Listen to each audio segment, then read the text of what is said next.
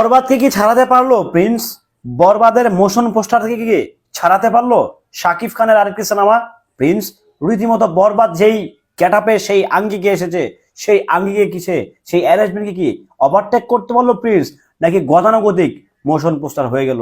রীতিমতো social media তোলপাড়, রীতিমতো সোশ্যাল মিডিয়াতে চলছে ঝড় যে প্রিন্স কি আদৌ পারলো বরবাদের কে টপকে যেতে, নাকি দুধের স্বাদ ঘোলায় মিটালো, তা জানাবো এই ভিডিওতে। হ্যালো এভরিওয়ান, আসসালামু আলাইকুম। শিমুল আছি আপনাদের সঙ্গে। বরবাদ বাংলা সিনেমার ইন্ডাস্ট্রিতে যেটা হয়ে গেছে সেটা হয়ে গেছে, যেটা রিপ্লেস আমি জানি না হবে কিনা, কবে হবে, কিভাবে হবে আমি জানি না, সেই ডেটটাও আমি জানি না স্পেসিফিকলি। তো সেই সিনেমাটার মোশন পোস্টটাকে কি ছাড়াতে পারলো প্রিন্স?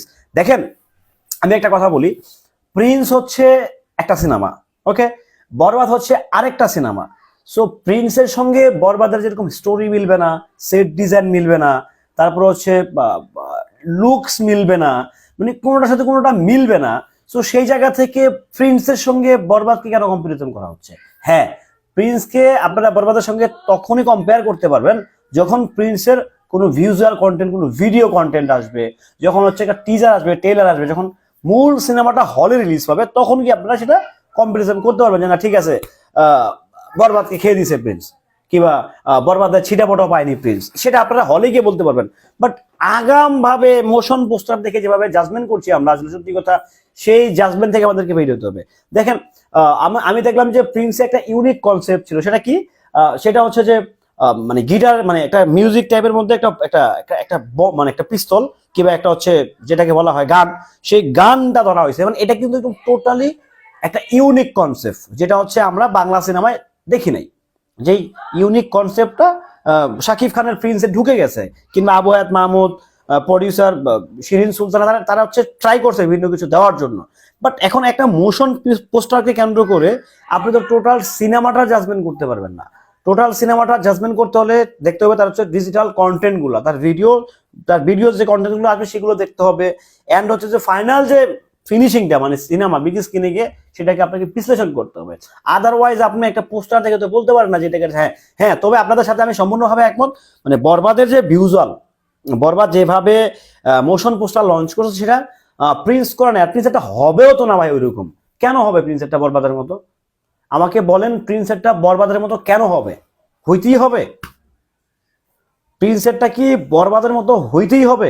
ব্যাপারটা কি সেরকম না, ব্যাপারটা কোনোভাবে এরকম না। কারণ বরবাদ হচ্ছে এক প্যাটার্নের সিনেমা, প্রিন্স হচ্ছে আরেক প্যাটার্নের সিনেমা। ওই গান দেখেই বলে দেওয়া যাচ্ছে যে শাকিব খান প্রিন্সে কি করবে, মানে মোটামুটি একটা ভাইব দিচ্ছে যে সব তোলপাড় করে দেবো সে।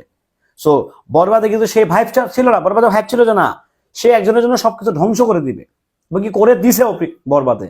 সো এখন প্রিন্স আর বরবাদের মোশন পোস্টার যদি আমি বলি, হ্যাঁ দিস টু মাচ গুড ছিল হচ্ছে বরবাদের মোশন পোস্টার। একটা প্রপার টাইমিং পেয়েছে, সময় ছিল, তারা দুর্দান্ত সময় নিয়ে কাজ করতে পারছে, তাদের হচ্ছে ল্যাকিংস ছিল না কাজে, তারা একদম নিরবিচ্ছিন্ন কাজ করে গেছে। এটা হচ্ছে প্রিন্স যে ঘাটে ঘাটে হচ্ছে ধরা খাচ্ছে, পানি খাচ্ছে।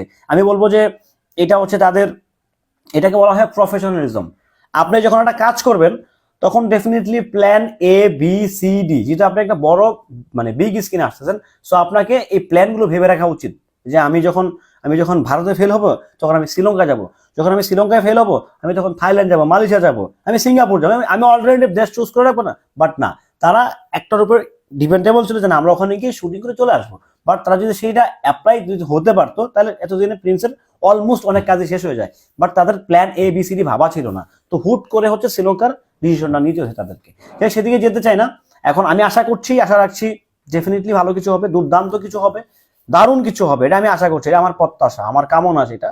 এখন বাদ বাকিটা আসলে আপনারা জানেন, আমরাও হলে গিয়ে দেখবো সিনেমাটা কেমন হচ্ছে। ভালো না হলে ভালো বলবো না, দ্যাটস ইট। খারাপ হলে খারাপ বলবো, ভালো হলে তো ডেফিনেটলি ভালো বলবো। সো এটাই। প্লিজ ওই পোস্টার দেখে একটার সাথে একটা মিলাবেন না, একটা তো আর একটা হবে না। ভালো থাকবেন।